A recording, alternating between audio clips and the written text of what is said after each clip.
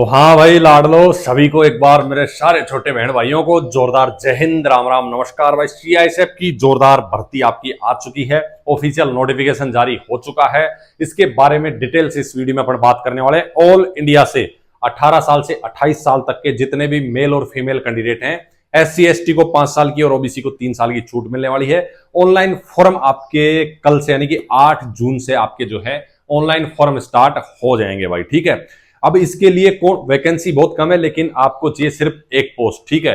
बाकी सबके लिए भर्ती नहीं रहने वाली है। ऑल इंडिया से कौन कौन इसकी एलिजिबिलिटी क्राइटेरिया में फिट बैठता है, सिर्फ वो ही कैंडिडेट इसके लिए ऑनलाइन अप्लाई कर पाएगा, ठीक है। तो सबसे पहले तो मैं बता दूं, सीआईएसएफ में हर साल 1 साल या 2 साल के अंदर पैरामेडिकल स्टाफ की भर्ती आती रहती है, ठीक है। इस बार भी आई है। इस बार वैकेंसी थोड़ी कम है और कुछ ही ट्रेड में वैकेंसी डाली गई है। और ऑल इंडिया से आप हैं तो इसको जो है ऑल इंडिया के कैंडिडेट अप्लाई करेंगे। एज का मैं बता दूं 18 से 28 साल तो जनरल कैंडिडेट के लिए है, SC ST के लिए 5 साल का मैं ऑलरेडी बता चुका हूं, OBC के लिए 3 साल का। ऑनलाइन फॉर्म आपके कल से स्टार्ट हो जाएंगे। इसका ऑफिशियल नोटिफिकेशन जो है वो भाई लाडलो डाल दिया है सीआईएसएफ ने अपनी ऑफिशियल साइट पर। और आपको अगर वहां से डाउनलोड करने में कोई दिक्कत हो रही है तो हमने नॉर्मल सी बात है, सीधा हमारा एक ऐप है वर्दी कैंपस ऐप, वहां जाना, सीधा आपको ऑफिशियल नोटिफिकेशन का एक टाइल मिलेगी, ओपन करना, वहां आपको सामने नोटिफिकेशन मिल जाएगा, ठीक है। ये तो होगी आपकी बात, ऑफिशियल नोटिफिकेशन आपको मिलेगा कहां। और अब बात कर लेते हैं अपन सीधा इसके बारे में, कौन कौन एलिजिबल है, कौन कौन अप्लाई कर सकता है। और सबसे बड़ी बात तो यह कि आप एलिजिबल हैं कि नहीं है, ठीक है। फिजिकल मेडिकल एग्जाम सब बात करेंगे, सिलेक्शन प्रोसेस के बारे में बात करेंगे। सबसे पहले नोटिफिकेशन आपको देख लेना है और सबसे ऊपर ही जो है नोटिफिकेशन में आपको इसकी फॉर्म ऑनलाइन की डेट मिल जाएगी। लाडलो फॉर्म जो है इसका ऑनलाइन हो जाएगा आपका, यानी कि कल से 8 जून दिखाया हुआ है, 8 जून से आपके फॉर्म ऑनलाइन स्टार्ट हो जा रहे हैं, ठीक है। लास्ट डेट जो आपकी रहेगी 7 जुलाई रहेगी, ठीक है। फॉर्म आपको ऑनलाइन करना है तो फीस भी आपको ऑनलाइन ही पे करनी पड़ेगी। अब देखो ये जो है पे लेवल 7 में आती है, सॉरी 7 पे कमीशन के 5 पे लेवल में, पे लेवल 5 यहां दिया हुआ है। पे लेवल 5 में ये जो पोस्ट आती है और किसी भी पैरामिलिट्री की पे लेवल 5 ASI से स्टार्ट होती है, असिस्टेंट सब इंस्पेक्टर से, ठीक है।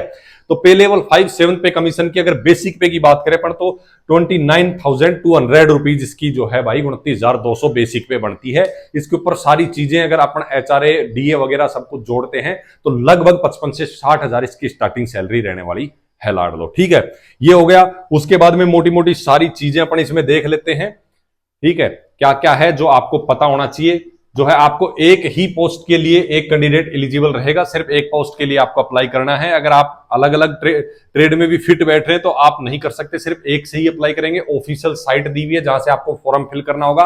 वैकेंसी का देखो मैं पहले क्लियर कर दूं, सबके लिए भर्ती नहीं है, पैरामेडिकल स्टाफ की अपन आगे बात कर लेंगे, क्योंकि मुझे सिर्फ व्यूज से मतलब नहीं है। मुझे सिर्फ बात यह कि जो भर्ती आई है उसकी जानकारी सिर्फ उस बच्चे को चाहिए जो उसके लिए एलिजिबल है। बाकी बच्चों का टाइम वेस्ट नहीं करना है, वैसे ही पढ़ाई के लिए समय जो है बालकों को कम मिल पाता भाई। वैकेंसी का जैसे मैंने पहले बता दिया आपको कि वैकेंसी इसमें कम है, लेकिन अगर आप इतनी क्षमता रखते हैं कि मुझे तो एक वैकेंसी लेनी है तो आप इसके लिए अप्लाई जरूर करना भाई, ठीक है। अब वैकेंसी की अपन बात करें तो इसके अंदर भाई असिस्टेंट सब इंस्पेक्टर फार्मासिस्ट है, एक्सरे टेक्नीशियन है और लैब टेक्नीशियन है। पैरामेडिकल में फिलहाल सीआईएसएफ ने सिर्फ 3 ट्रेड के अंदर वैकेंसी निकाली है। और टोटल वैकेंसी की अपन बात करें तो भाई 24 वैकेंसी आपकी इसमें टोटल है, ठीक है। इतनी ही वैकेंसी पे इस बार ये आई है। बाकी अलग अलग ट्रेड वाइज आपको दिया हुआ है किस ट्रेड में कौन सी मतलब अलग अलग कैटेगरी वाइज आपको दिया है इधर और अलग अलग ट्रेड वाइज दिया है इधर, तो आप देख सकते हैं किस ट्रेड में किस कैटेगरी में कितनी वैकेंसी है, ठीक है लाडलो।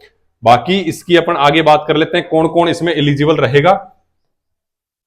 तो भाई एलिजिबिलिटी की बात अपन करें तो पहले एक बार इसके साइलेंट फीचर देख लो जिनके बारे में आपको पता होना चाहिए। फॉर्म ऑनलाइन भरे जाएंगे, पहले आपका इसमें एग्जाम होगा OMR शीट या फिर CBT कंप्यूटर बेस्ड एग्जाम आपका हो सकता है, ठीक है। बाइलिंगुअल होगा आपका, हिंदी इंग्लिश दोनों में होगा, आप चूज कर सकते हैं। उसके अलावा फिर आपका PST, इसमें सिर्फ PST है, फिजिकल स्टैंडर्ड आपका देखा जाएगा, बाकी रनिंग वगैरह इसमें नहीं रखी गई है। और आपके डॉक्यूमेंट होगा बेसिक वोकेशनल एप्टीट्यूड टेस्ट। भाई ये आपको आपकी जो ट्रेड रहेगी उसके बारे में आपकी नॉलेज देखी जाएगी आपकी, कि भाई आपको कितनी नॉलेज है, आप उसके लिए उस सिचुएशन में फिट बैठते हैं कि नहीं बैठते, ये चीजें आपकी देखी जाएंगी। उसके बाद आपका जाता है मेडिकल एग्जामिनेशन हो जाएगा, ठीक है लाडलो। ये हो गया। बाकी आपकी मोटी मोटी चीजें मैं आपको बता दूं। देखो आज एज की बात आ जाती है, तीनों में ही 18 साल से 28 साल एज रखी गई है। तीनों ही ट्रेड के जो असिस्टेंट सब इंस्पेक्टर की वैकेंसी है इसमें 18 से 28 साल आपकी वैकेंसी आपकी जो है एज रखी गई है हर वैकेंसी के लिए।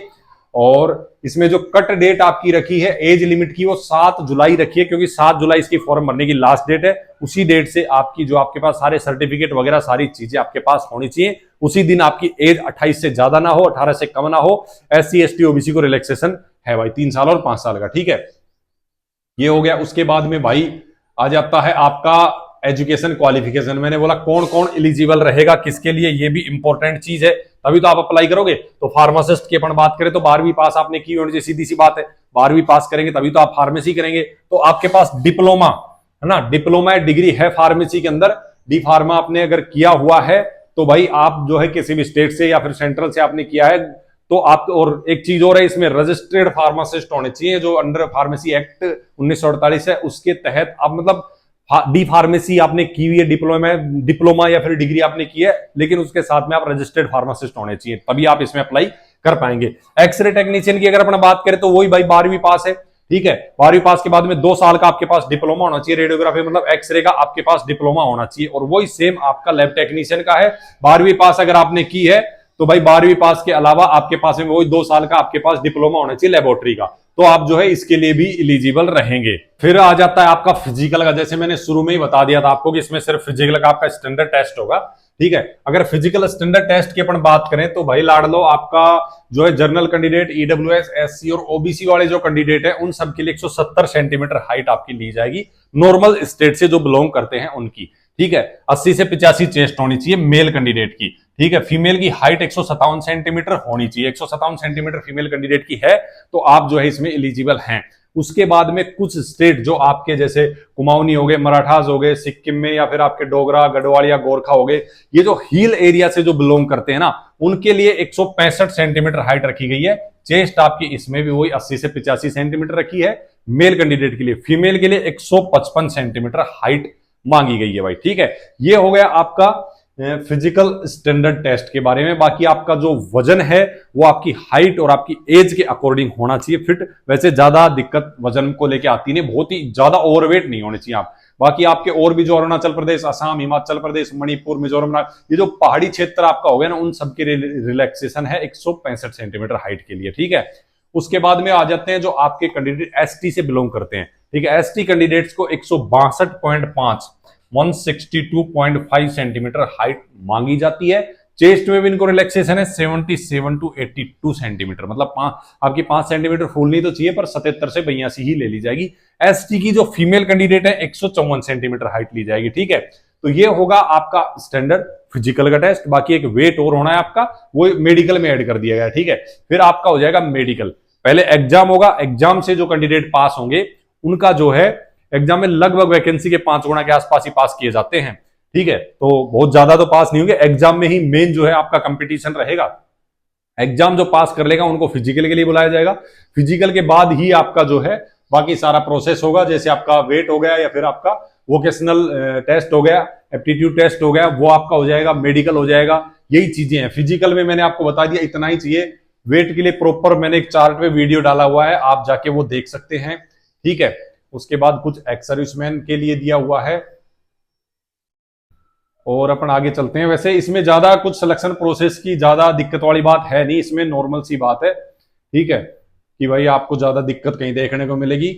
ऑनलाइन आपको फॉर्म अप्लाई करना होगा। बाकी आपको जो है ये रिक्रूटमेंट सेक्टर वाइज दिया हुआ है, आपके स्टेट जो है आपको कहां से क्या एप्लीकेशन फॉर्म फिल करना है, आप किसी कैफे से भरवा लेना, मेरी राय रहेगी, क्योंकि 100 रुपए फीस है ना, तो वो भर देंगे वहां से तो इजी रहेगा। आप कहीं मिस्टेक कर देंगे तो एडमिट कार्ड वगैरह में दिक्कत आएगी। सारा काम ऑनलाइन रहेगा, आपके जो है एडमिट कार्ड भी ऑनलाइन ही आएंगे, ठीक है। ये हो गया आपका। क्लोजिंग डेट दी हुई है 7 जुलाई है। बाकी एक बार मैं आपको, और एप्लीकेशन फीस आपकी 100 रुपए है, और बाकी जिनको रिलैक्सेशन है कैटेगरी वाइज उनको रिलैक्सेशन दे दिया जाता है, उनकी फीस नहीं लगती है, ठीक है। बाकी इसमें आपके डॉक्यूमेंट के लिए बालक बार बार पूछते हैं, तो जो ट्रेड से आप अप्लाई कर रहे हैं उसका सर्टिफिकेट आपके पास हो गया। बाकी 12वीं की मार्कशीट, 10वीं की चाहिए आपको, डेट ऑफ बर्थ के लिए आधार कार्ड, पैन कार्ड चाहिए, कास्ट सर्टिफिकेट चाहिए, और आपका डोमिसाइल या फिर रेजिडेंस सर्टिफिकेट आपके पास होना चाहिए, पता होना चाहिए ना किस स्टेट से बिलोंग कर रहे हैं, रिलैक्सेशन आपको तभी तो मिलेगा, ठीक है। तो और फोटो वगैरह अपनी लेके जाना है, वही सारी चीजें नॉर्मल जो आप किसी भी भर्ती के लिए डॉक्यूमेंट में लेके जाते हैं वही सब आपको चाहिएगा। डॉक्यूमेंट्स आपके जो है फिजिकल वाले टाइम पे चेक होंगे, ठीक है। एग्जाम के टाइम पे आपको नॉर्मल अपना एडमिट कार्ड और आधार कार्ड या वो आईडी प्रूफ आप लेके जाएंगे तो आपको ले लिया जाएगा, ठीक है। उसके अलावा भाई आपका जो है मैंने बताया, देखो इसमें कोई निगेटिव मार्किंग नहीं होगी, ओएमआर पे या फिर आपका कंप्यूटर बेस्ड टेस्ट भी हो सकता है, ये उस टाइम डिसाइड करेंगे। बाकी ये सिलेक्शन प्रोसेस में सीआईएसएफ के हाथ में है, फेरबदल भी कर सकती है, ठीक है। बाकी इन्होंने बताया पहले जब इनका एग्जाम ये करवा देंगे उसके बाद आपका फिजिकल स्टैंडर्ड टेस्ट होगा, फिर डॉक्यूमेंट उसी दिन आपके चेक हो जाएंगे, ठीक है, और बेसिक वोकेशनल एप्टीट्यूड टेस्ट होगा और आपका मेडिकल हो जाएगा, ठीक है। तो ज्यादा इसमें ये अपने हिसाब से रखेंगे। पहले इन्होंने नोटिफिकेशन दे दिया और इसमें क्लियर भी किया है कि सीआईएसएफ डिसाइड करेगी अपने स्टाफ के हिसाब से कि कब आपका क्या टेस्ट पहले करवाना है, क्या बाद में करवाना है, या कितने पार्ट में करवाना है। बाकी इन्होंने ये चीज यहां क्लियर कर दी है भाई, ठीक है। और मोटी मोटी चीजें लगभग मैंने कवर कर दी है। डॉक्यूमेंट का भी आपको बता दिया किस हिसाब से आपके पास क्या डॉक्यूमेंट होने चाहिए, बेसिक वही सब डॉक्यूमेंट आपको लेके जाने हैं, ठीक है। मैंने बोला था ना बेसिक वोकेशनल एप्टीट्यूड टेस्ट आपका जो है नॉर्मल सुटेबिलिटी देखते हैं इस जॉब के लिए आपकी कैसी है क्या नहीं है, तो उस हिसाब से एक क्वालिफाई नेचर से है, सिर्फ आपको क्वालिफाई करना होगा इसको, ठीक है। मेडिकल एग्जाम आपका होगा, यही सब प्रोसेस है, इसमें फाइनल मेरिट आपकी आ जाएगी, ठीक है। अगर आपका सिलेक्शन हो जाता है तो आप एज ए फार्मासिस्ट या फिर एक्सरे टेक्नीशियन, जो इस बार सिर्फ 3 ही आपकी वैकेंसी निकली हुई है, लैब टेक्नीशियन आपका हो गया, तो उसके तौर पे आप असिस्टेंट सब इंस्पेक्टर बन के जॉब कर पाएंगे, ठीक है। कोई डाउट होता है, आपको लगता है कि मुझे ये चीज नहीं समझ में आई है या फिर मुझे ये चीज पूछनी है, तो आप बेझिझक कमेंट कर सकते हैं। मैसेज करना पर्सनल तो भाई आप इंस्टाग्राम पे जाके मैसेज कर सकते हैं, कोशिश रहेगी सबको रिप्लाई टाइम से कर दे भाई, जैसे फ्री रहेंगे, ठीक है। बाकी इसमें ऐसा कुछ छूटा नहीं है कि भाई जो आपको और बताना हो, एक बार आप चाहें तो नोटिफिकेशन पढ़ लेना, ठीक है, ऑफिशियल साइट से देख लेना, नहीं तो भाई हमारे ऐप के ऊपर आपको मिल जाएगा नोटिफिकेशन, वहां से आप देख सकते हैं। बाकी फॉर्म कोशिश करना कि भरवा लेना, जिसके पास अच्छा एक्सपीरियंस है उससे, खुद से परेशान हो गए कुछ मिस्टेक हो जाएगी तो एडमिट कार्ड में बाद में दिक्कत आएगी। कोई भी डाउट हो पूछ लेना, फिर मिलेंगे जबरदस्त वीडियो लेके जबरदस्त जानकारी साथ, तब तक के लिए सभी को जोरदार जय हिंद, राम राम, नमस्कार।